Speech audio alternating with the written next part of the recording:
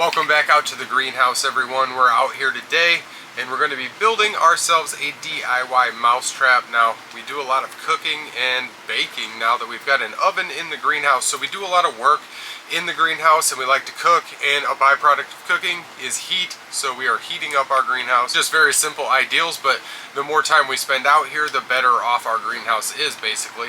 We can observe a lot more, harvest more, and just do a lot more, making it a little more comfortable to be in the greenhouse. And with that comfort, you've got food, water, shelter, and rodents just love it.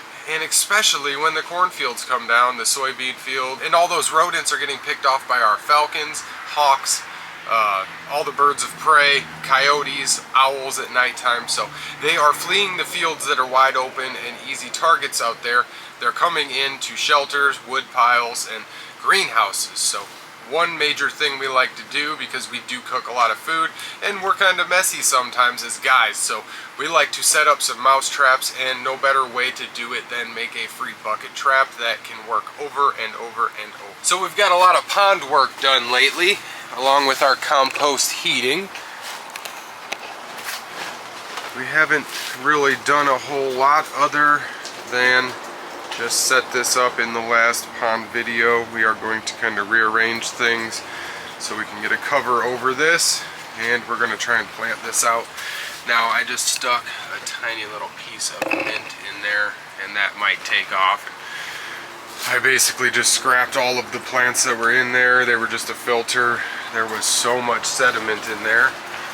It's all kind of settled out now. There's just tons and tons of organic matter. I wish I had my biogester up and running in here, because that would be perfect material to dump in there. Let's make our way down to compost heater real quick.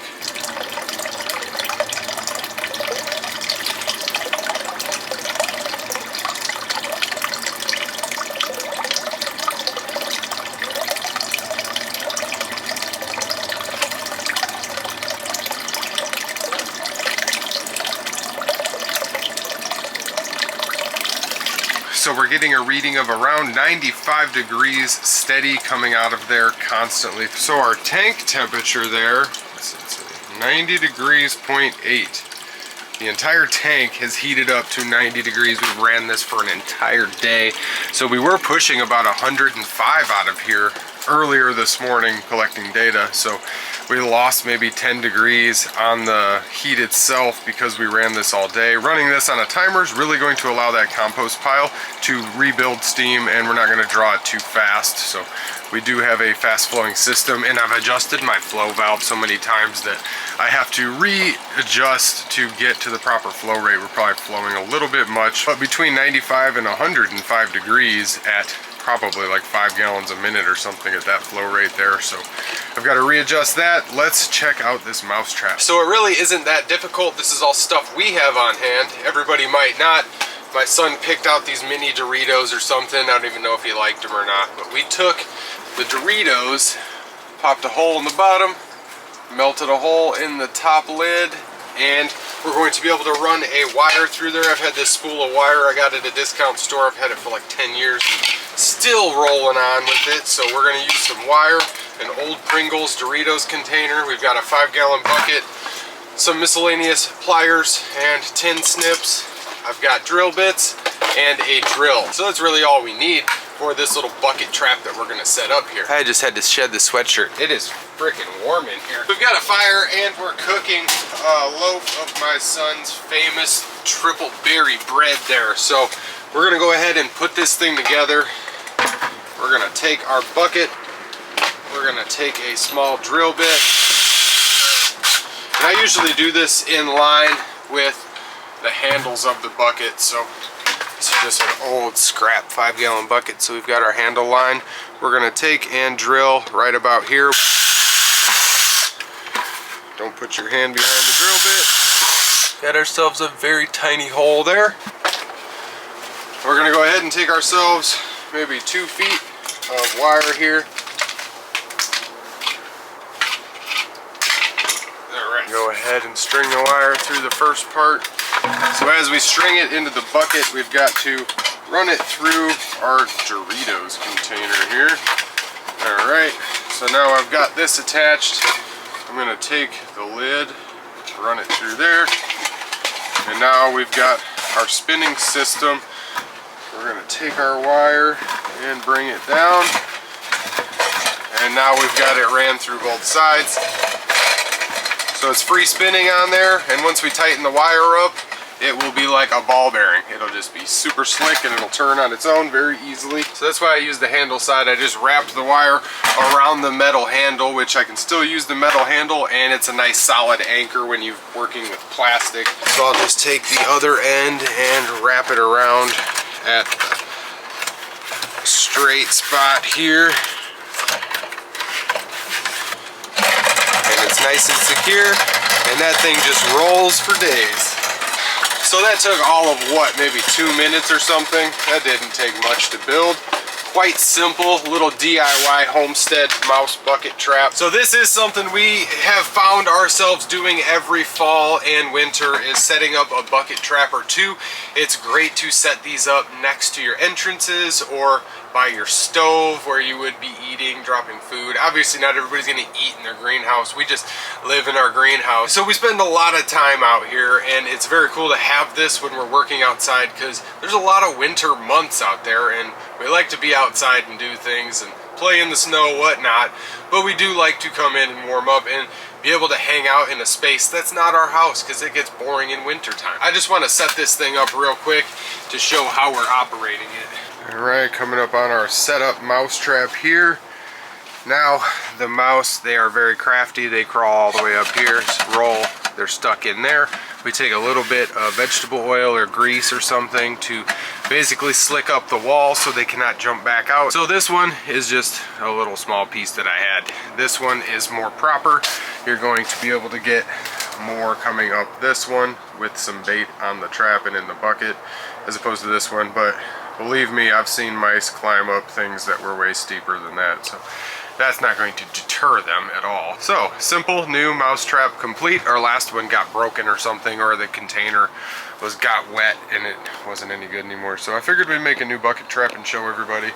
Next to our swamp pond, we've got to clean out there. That biofilter worked absolutely amazing through the entire summer and fall here. Now, it looks like there's a lot of sediment already caught in there. It's hard to see. Try and block some of that, but yeah, there's a lot of sediment already trapped in this. It's quite interesting. So hopefully we don't clog the lines up. So maybe every so often we blow the lines out with a stronger pump just to overflow it and get any little low spots moving out.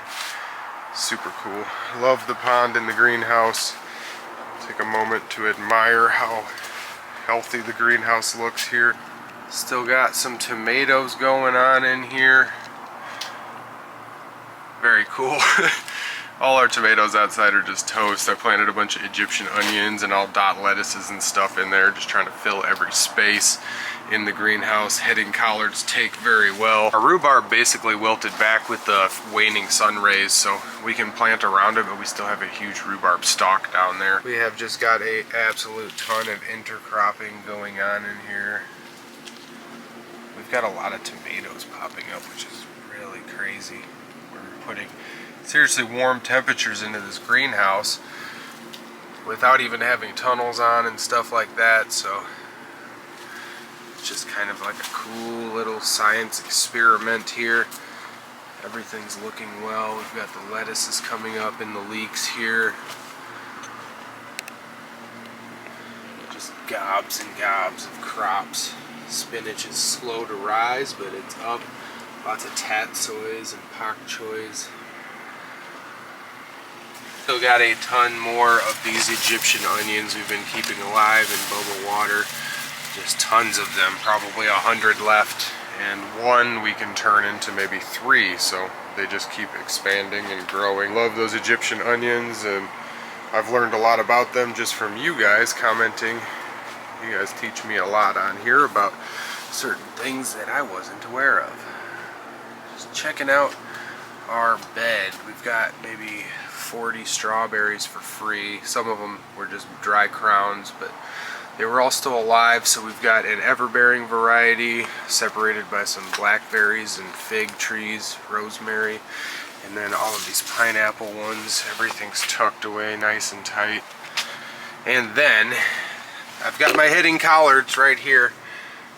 I wonder if that one will grow back. This one probably won't. Something came by and ate both my heading collards. I had my doors open earlier and I saw a monster bunny rabbit. So I'm wondering if the hare didn't get in here. Got the strawberries over here. I doubt that we'll get many red ones, but I can put them up more in the sunlight there. So all our leeks are doing well. We harvest off these throughout the winter. We're gonna have a lot more leeks in here. We've dotted a lot of leeks in here, leeks down there, and we've probably got maybe 200-300 outside. So we will have access to a lot more leeks, and I love growing the onions and leeks. Lots and lots of greenery in here, so getting fully planted and then keeping everything alive. So as the sun goes down here, by 4:30 in the afternoon anymore, as the sun goes down on the greenhouse here, we've got a lot of work done as far as the heating systems. I mean, our power is waning here. We've got to get timers and better longevity set up for the pumps and stuff like that. With the orange glow of the coals from below, hundreds of degrees on all of the bricks surrounding this thing. All the bricks up here hold a ton of heat. And we've got our bread, which is done here, I believe. Yep. Maybe about a minute more or two. It is so cool to be able to just pop this in the oven inside the greenhouse here. So I'd like to thank you guys for checking this video out here. All of the cool stuff. Man, that sun, it's like golden hour out here. So I gotta go get my son here. We're gonna munch down on some DIY bread from the greenhouse, and I will see you guys in the next video where we're putting up our tunnels and talking about lights.